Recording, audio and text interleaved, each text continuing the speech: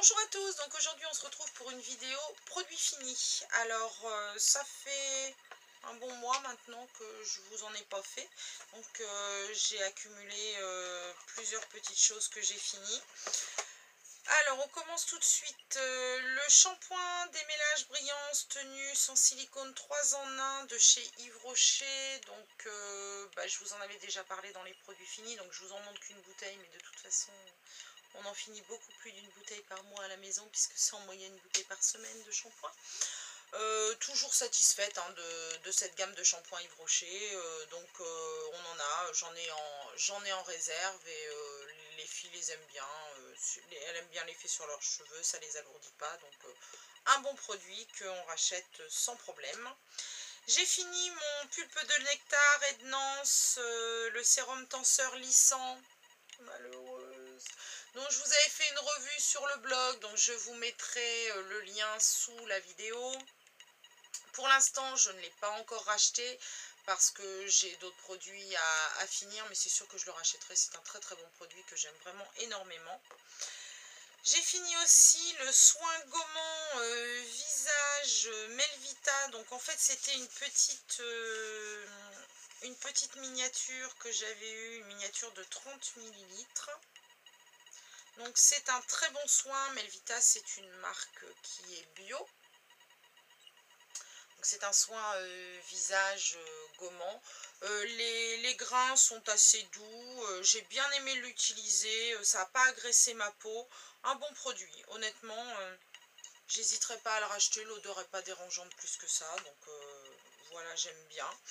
J'ai encore des gommages en attente. Donc forcément, je ne vais pas en racheter tout de suite maintenant. Mais voilà, c'est pas un non quoi. C'est sans doute oui. J'ai fini le gel douche énergisant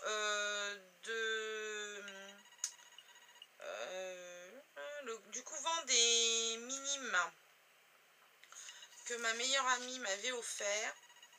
Donc c'était une petite miniature, j'essaie de voir la contenance de 60, enfin une bonne miniature de 75 millilitres.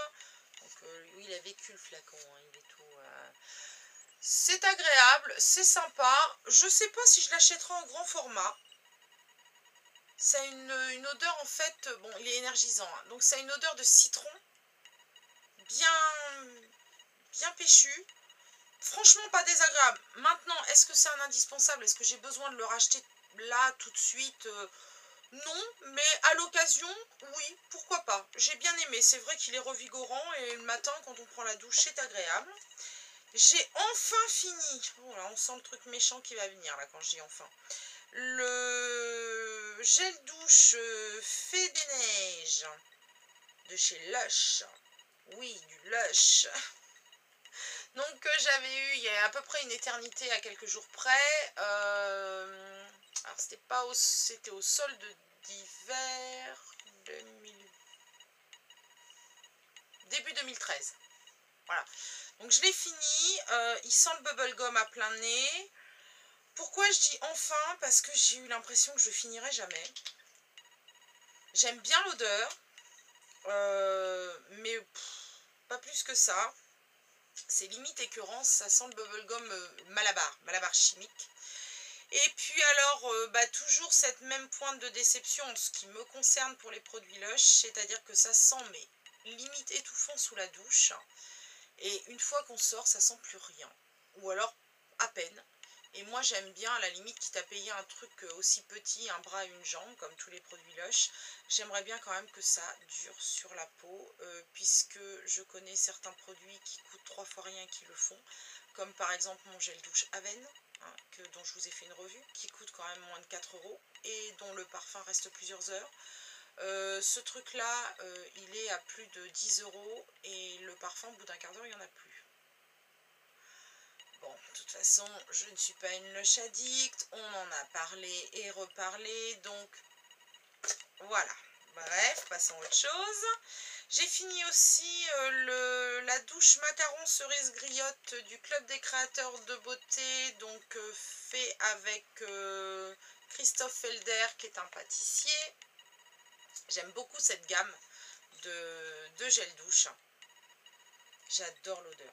Non mais il est vide, mais j'adore l'odeur. On a l'amande du macaron en fond. Et là, on a bien la cerise. J'en ai plusieurs sortes. Et franchement, je m'en lasse pas. Ça laisse un léger parfum sur la peau, assez sympa. Moi, j'aime bien. Elle reste quand même un petit peu chère. Mais bon, avec toutes les promos qu'il y a au Club des créateurs de beauté, pourquoi pas une fois de temps en temps, quoi. Alors, pas fini, mais périmé. Alors là, je suis hyper dégoûtée. C'est une marque que j'adore. D'ailleurs, j'avais fait une revue sur les deux. La marque Akan. J'avais le masque cocon nocturne qui sent la pomme, que j'adore vraiment. Mais bah, le problème, c'est que la péremption est de 3 mois uniquement. Moi, j'ai pas que ça à mettre comme masque. Donc, il m'en reste à peu près, là, dans le pot, il m'en reste encore un petit tiers. Et franchement, il est périmé. Ça se sent. Donc je suis un peu dégoûtée, je vous mettrai la revue que j'avais fait. Pareil pour la bébé crème, alors ça encore plus dégoûtée parce que la bébé crème, il me semble que ça devrait quand même tenir un petit peu plus que 3 mois. Voilà quoi, moi j'avais d'autres produits à tester. Une bébé crème pour moi c'est l'été, c'est quand il fait beau. L'hiver je préfère les textures plus riches. Les bébé crèmes c'est au printemps, en été. Sur ce, je crois que j'ai utilisé que la moitié du flacon, enfin du tube. Et pareil, elle est périmée. Franchement, une bébé crème 3 mois, enfin voilà quoi, au moins 6 mois quoi. Donc surtout que c'est une 30 millilitres. Quand je vois que les Herborian ça doit être 15 millilitres, celle que j'avais elle était à 6 mois, il me semble. 3 mois non, ou alors faut mettre que ça. Donc les racheter là, bah je vais dire non. Non, parce que la date de péremption est trop courte et que bah, finalement ça correspond pas à ce que moi j'utilise et mes besoins.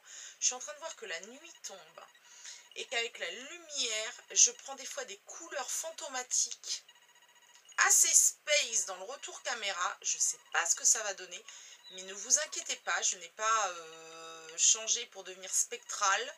C'est juste que voilà, le jour s'en va.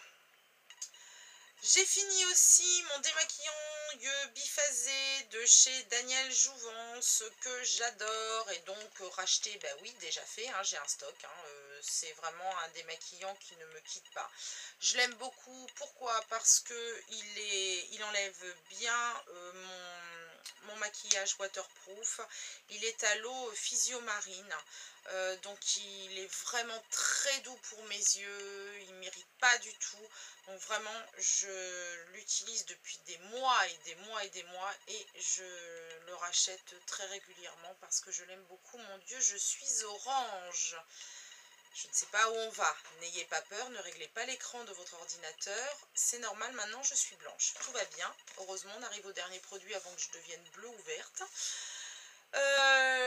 Pour le reste du visage, l'eau démaquillante, visage, yeux, lèvres, Barbara Gould. Alors je vais dire visage, lèvres, oui, yeux, non, puisque j'utilise mon Daniel Jouvence. Et en plus je trouve que pour les yeux, elle n'est pas assez bien pour enlever les traces de maquillage waterproof ou de mascara.